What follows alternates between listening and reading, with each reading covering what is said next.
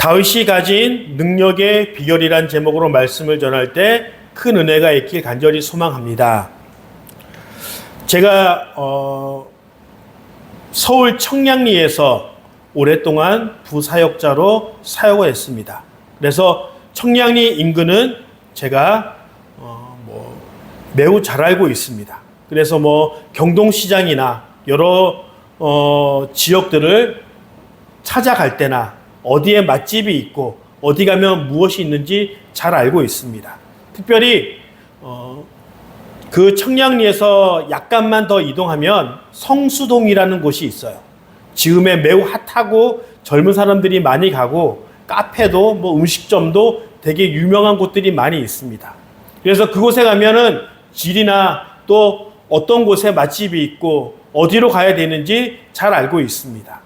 제가 지난 목요일 날 피아라고 하는 그런 찬양 집회에 다녀왔습니다. 그런데 그 피아 찬양 워십이 바로 성수동에 있는 교회에서 매주 목요일마다 찬양 집회를 갖고 있습니다. 그래서 어디에 가면 어디로 길을 빠져나와야 되는지 잘 알고 있었습니다. 그래서 제가 찬양이 끝나고 집으로 돌아올 때 제가 이제 운전을 하니까 뒤에 있는 분들이 서울 지리, 특별히 이쪽 지역을 지리를 잘 알고 있는 목사님께서 운전을 해주시니까 마음에 더 안정감이 있다라는 그런 이야기를 했습니다.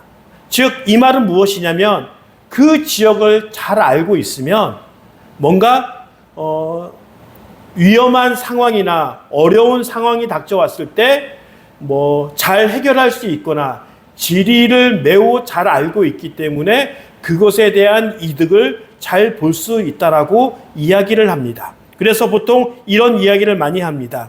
개도 자기 집에서는 먹고 들어간다.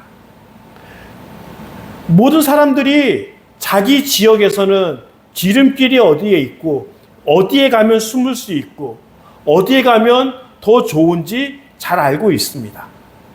바로 성경에서도 그러한 이야기들이 매우 잘 나타나 있습니다. 오늘 이 사건이 벌어지고 있는 곳은 엔게디라고 불려지는 그런 지명입니다. 사진 한번 볼까요? 저기 파란색으로 동그라미 채워진 곳이 바로 엔게디입니다. 이 지역은 매우 물이 많은 샘이 솟아나는 지역이에요. 바로 이 엔게디 뒤쪽에서는 사해가 있고 또 이곳에서는 매우 풍부한 물로 인하여서 사람들이 물을 가지고 뭔가 샤워나 수영을 할 수 있을 정도로 물이 풍부한 곳입니다. 그래서 이 지명은 이것은 이스라엘 말로 샘이라는 뜻이에요. 그래서 엔이 붙였다는 것은 샘이 있는 지역이다. 그리고 이 게디는 들산양, 들염소라고 불려지는 이런 종류의 염소들이, 산 염소들이 물을 먹으러 오는 장소이기 때문에 이 지명을 엔게디라고 불려진 것입니다. 이 정도로 이 사진은 한 2월 말 3월 초에 찍은 사진이기 때문에 물이 이 정도로 많은 곳입니다. 바로 이런 곳에서 사도 다윗이 숨어 있었다는 거예요. 왜냐하면 숨어 있기 위해서는 음식이나 물이 풍부해야지 오랫동안 숨을 수 있고 또 이곳은 매우 다윗이 잘 알고 있는 장소예요. 왜냐하면 다윗의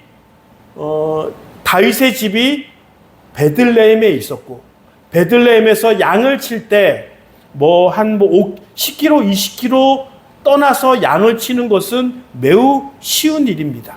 그래서 이 다윗은 아마도 아버지의 양을 치면서 이쪽 지역을 수없이 왔다 갔다 했고 이곳에서 수없이 엔게디 광야에서 자고 생활하며 양을 쳤으며 어느 곳에 물이 풍부하고 어느 곳으로 가면 많은 사람들이 숨어 있을 만한 충분한 곳이 있었고 다른 사람은 모를지라도 나는 이 지역에 대해서 완전히 손바닥 보듯이 훤히 잘 알고 있는 그런 지역이라고 볼 수 있습니다. 바로 이 다윗이 사울을 피하여 엔게디 지역으로 이렇게 넘어온 것도 어떻게 보면 이 지리를 너무 잘 알고 있었기 때문에 이곳을 자신의 숨어있는 장소로 삼았다고 볼 수 있습니다. 그런데 중요한 것은 지금 23장에 보면 어떤 스토리가 나오냐면 이 지역에 살고 있는 발음이 약간 이상하기도 합니다. 10사람들.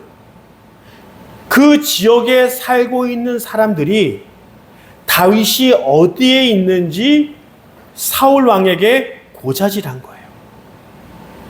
즉, 이 다윗은 이제 자기 자신을 고자질하며 사울에게 일러주는 사람들이 그 주위에 있는 것을 보고 아마도 매우 불안해하며 떨었을 거예요. 그리고 그 장소도 매일 바꾸어 가면서 숨어 있을 거라고 추정이 되어집니다. 어찌하였던 지금 사람들의 소식을 듣고 이제 3,000명을 거느리고 사울 왕이 다윗을 잡기 위하여 이 엔게디 지역으로 다가오게 됩니다. 그리고 중요한 것은 다윗이 함께한 사람들이 600명 정도의 가량으로 함께 숨어져 있어요. 생각해 보세요. 3,000명의 사람들이 600명의 사람들을 찾는 게 그리 어렵진 않을 거예요. 왜냐하면 사람이 지나가고 사람이 오랫동안 머문 곳에서는 흔적이 남기 때문에 금방 찾을 수 있었던 거예요. 그런데 다윗은 이 지역을 너무 잘 알고 있었기 때문에 그 많은 사람과 다윗조차도 아주 은밀한 곳에 몰래 숨어 있었던 것을 볼 수 있습니다. 그래서 이 다윗이 몰래 동굴 안에, 그렇다고 해서 흔히 아는 그 동굴이 아니라 이 지역은 석회암으로 만들어진 매우 동굴이 많은 지역이에요.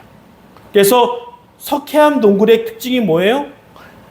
입구는 매우 작아요. 사람이 들어갈 만한 그런 작은 구멍인데도 그 안쪽에 들어가면은 어마어마하게 넓은 공간이 있는 동굴들이 매우 많이 있습니다. 그리고 이 동굴들은 그냥 동굴만 덩그러니 있는 것이 아니라 미로처럼 그 안쪽으로 꼬불꼬불 들어가서 사람들이 숨기에 매우 편안한 곳에 그런 지역으로 그렇게 있었습니다.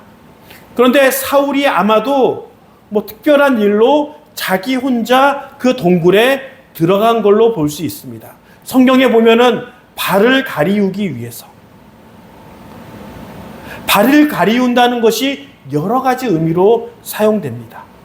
특별히 이 발을 가리운다는 것은 겉옷으로 발을 가리운다는 의미예요. 그래서 그전에는 여러 가지가 있는데 이 겉옷은 이스라엘 사람들이 낮에는 강력한 태양의 햇볕을 피하기 위해서 겉옷을 사용하며 저녁 때는 이불처럼 사용하기 위해서, 그리고 대변을 보기 위해서는 그 겉옷을 넓게 퍼뜨려서 그것에 앉아서 대변을 보게 됩니다. 그리고 기도할 때 그것을 뒤집어 쓰고 기도하는 일들이 있습니다. 그래서 많은 사람들이 이 구절을 해석할 때 아마도 대변을 볼 때 발을 가리웠다라고 하는 그 성결 구절에 의하여 대변을 볼 때 다윗이 몰래 그 옷을 칼로 베었다는 거예요. 근데 약간 안 맞는 부분들이 있어요. 그건 뭐냐면 지금 사울 왕이 머물고 있는 곳은 어디예요? 동굴이에요. 동굴의 특징이 뭐죠? 물방울 하나가 뚝 떨어져도 그 소리가 퍼져서 매우 큰 소리처럼 들린다는 거예요. 근데 이 사울이 대변을 보고 있는 상황에서 다윗이 몰래 들어와서 옷을 칼로 자르는 것이 가능할까요? 아마도 사울이 귀머거리가 아닌 이상, 아니면은 가는기가 먹지 않은 이상, 그렇게 몰래 조용히 동굴 안에서 칼로 옷을 자르는 것은 매우 힘든 일입니다. 그래서 이것이 큰 일을 보고 있는 것이다, 아니면 그 옷으로 발을 덮어서 취침, 낮잠을 자고 있는 것이다, 그런 의견들이 분분합니다. 그런데 그런 소리와 몰래 칼로 옷을 베었다라고 이야기를 들어보면 아마도 제가 해석하는 것은 취침하고 있지 않았을까라고 생각되어집니다. 그래서 이 다윗은 사울이 자고 있을 때 몰래 사울의 옷을 칼로 베어서 그것을 증거물로 남깁니다. 그런데 민수기 15장 38절에 보면 이런 말씀이 있습니다. 너는 이스라엘 자손에게 말하여라. 그들에게 일러라. 너희는 대대손손 옷자락 끝에 술을 만들어야 하고 그 옷자락 술에는 청색끈을 달아야 한다. 그러니까 이스라엘 사람들이 겉옷을 갖고 있는데 그 겉옷 끝에는, 옷자락 끝에는 청색끈으로 술을 만들어 놨다는 거예요. 그리고 그 이후에는 왜 이런 술을 만들었는지 그것에 대해서 기록하고 있습니다.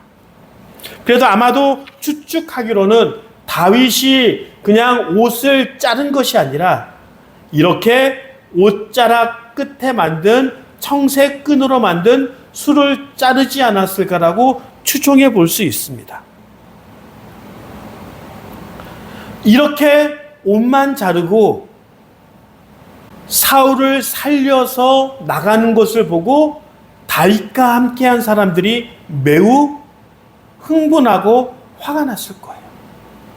왜냐하면 지금 사울을 죽이면 이제 더 이상 도망자 신세로 어려움을 당하지 않아도 되고, 그리고 어쩌면 지금 사울을 죽이면 하나님이 약속하신 왕으로 되어지는 그 다윗이 빨리 되어줄 수 있고, 자기는 개국공신처럼 그렇게 높은 명예와 권력을 얻게 되지 않을까라고 하는 그런 생각이 있었습니다. 얼마나 지긋지긋할까요? 사람들의 그 눈을 피해서 도망다니고 죽음의 고비를 피해서 돌아다닌 것도 하루 이틀이지, 10년 동안, 그 이후로도 10년 동안 다윗은 광야에서 떠돌이 생활을 지속적으로 하고 있습니다. 자, 이때는 하나님이 주신 기회입니다. 그러니 우리가 지금 사울을 죽입시다. 하나님이 주신 기회, 천후 일회의 기회입니다. 라고 얘기합니다. 바로 그랬을 때 다윗이 그와 함께한 사람들에게 그럴 수 없다 라고 얘기하면서 하나님께서 기름 부으신 사람을 사람이 함부로 죽일 수 없다라고 그렇게 그들을 진정시킵니다. 이 고백과 사울의 행동이 완전히 비교됩니다. 사울은 그 전에 다윗을 도왔던 높당의 제사장들을 다윗을 그냥 도왔다는 이유로 제사장, 그 지역에 살고 있는 모든 사람들, 가축까지 완전히 학살해버립니다. 이스라엘 사람들이 어떻게 제사장을 죽일 수 있겠습니까? 머뭇거리고 있을 때 이방인에게 명령을 내려서 그 사람들을 죽이라고, 제사장들을 죽이라고 그렇게 요구합니다. 하나님의 제사장들을 죄를 저지르지 않고 다윗을 도왔다라고 하는 그 제목 하나로 그렇게 모든 사람들을 처참하게 죽이는 사울의 모습과 자기를 괴롭히고 자기를 죽이려고 여기까지 찾아온 사울, 이제 죽이기만 하면 자기가 떠돌이 생활을 이제 마칠 수 있는 좋은 기회임에도 죽이지 않는, 그래서 고백하는, 하나님이 기름 부은 사람을 함부로 죽일 수 없다라고 하는 그 고백. 이 사무엘상에서는 이렇게 사람들을 대하며 하나님께 기름 부은 사람들을 어떻게 대하느냐에 따라서 완전히 비교하고, 그렇게 비교하면서 우리에게 말해주고 있습니다.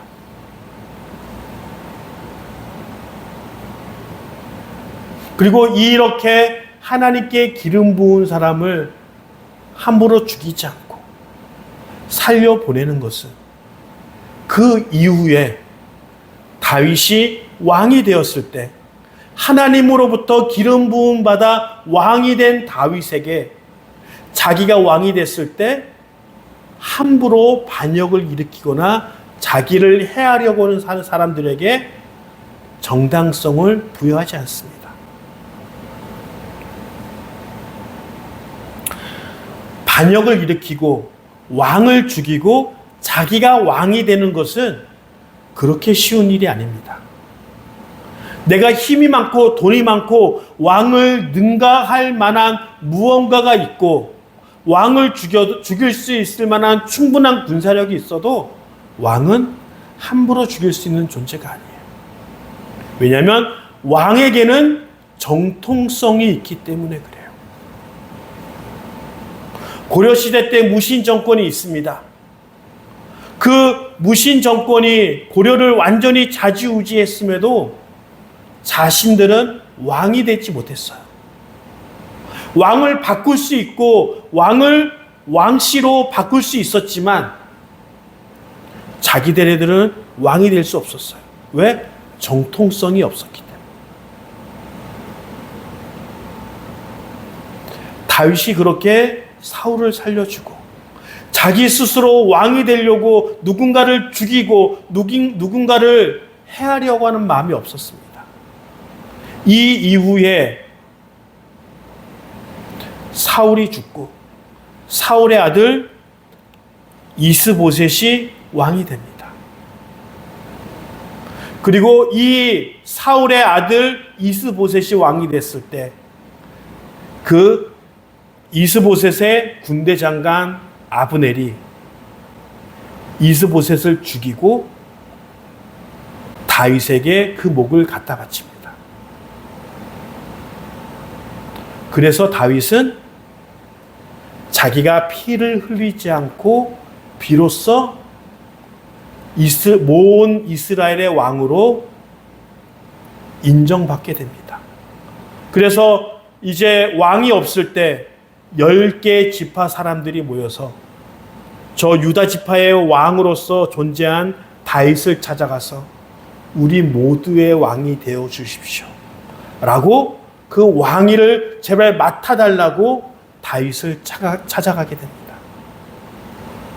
지금 당장 죽이는 것이 이익이 되어 볼 수 있지만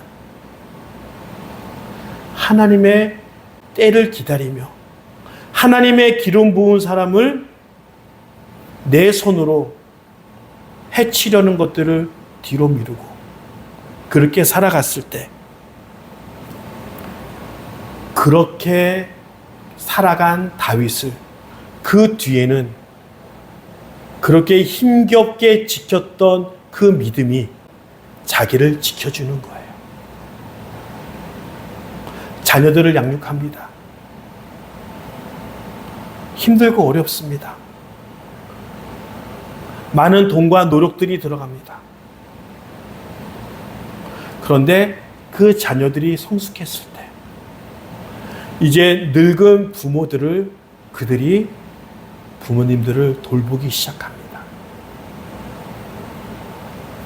하나님의 말씀을 지키기 어렵고 힘들고 헌금하면 손해보는 것처럼 여겨지고, 다들 주일날 놀러 가는데 나 혼자 놀러 안 가면 내가 뒤처지는 것처럼 여겨지는 이런 세상에서 하나님을 믿고 예배하고 헌금하는 것이 나의 손해처럼 보여지지만 결국에는 그 믿음이, 그 헌신이 나를 지켜주는 가장 중요한 핵심이 될 수 있다는 거예요. 그러기에 우리의 믿음과 우리가 지키려고 했던 그 신앙을 끝까지 포기해서는 안 된다는 것입니다. 결국은 그 믿음이 우리를 살리게 만드는 거예요.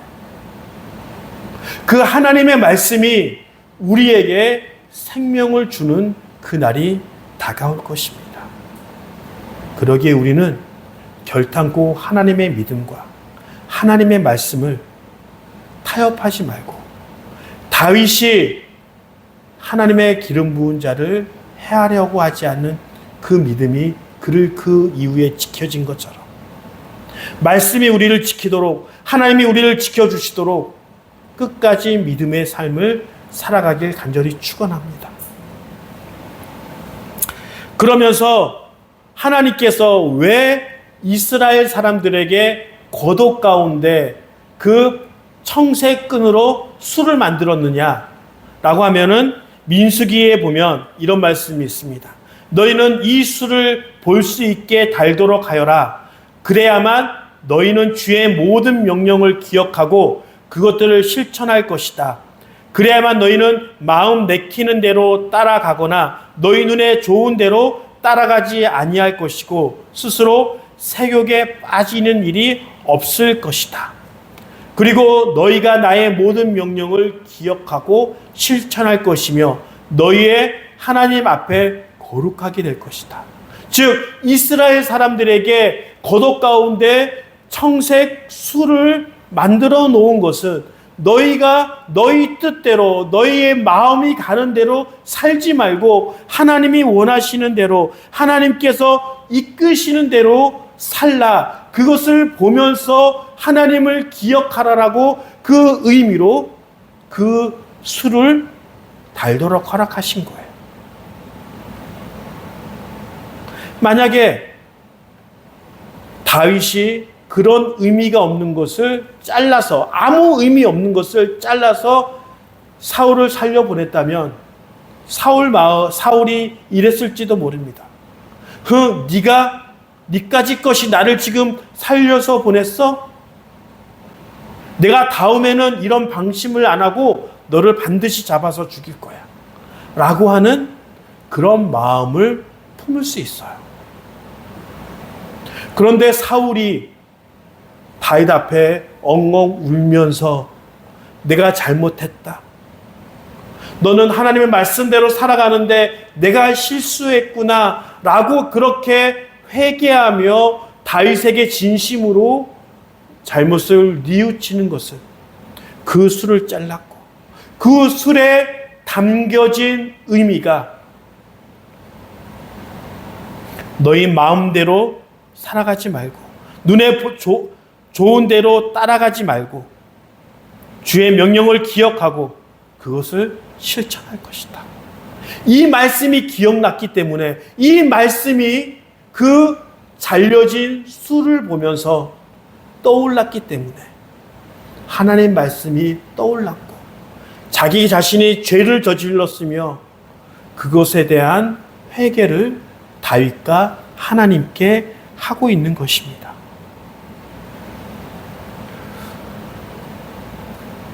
하나님께서 각 사람들에게 선한 마음을 주셨어요. 그래서 어떤 사람은 하나님을 믿는 사람보다 더 선한 삶을 살아가는 사람들도 매우 많이 있습니다. 그래서 우리는 보통 이런 이야기를 듣습니다. 너는 어떻게 교회를 다니면서 그렇게 나쁜 행동을 하냐? 저 사람 봐라. 저 사람은 교회를 다니지 않았는데도 저렇게 남들을 돕고 선하고 착하게 살아가고 있지 않느냐? 그런 이야기를 듣습니다.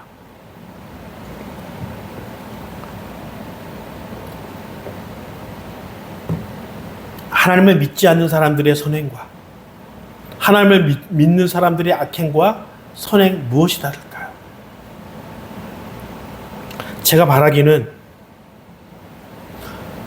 하나님을 믿는 사람들의 선행은 내 본성에서 나오는 선행이 아니라 하나님을 믿는 그 믿음, 말씀에 순종하려고 최선을 다하는 그 믿음 안에서 나오는 선행이 되어지기를 소망합니다. 왜냐하면 내 본성에서 나오는 선행은, 착한 일은 한계가 있어요. 그 한계는 내 마음에 동의하지 않으면 할 수 없는 거예요. 그런데 하나님의 말씀에 근거한 선행은 한계가 없어요. 왜냐하면 예수님께서는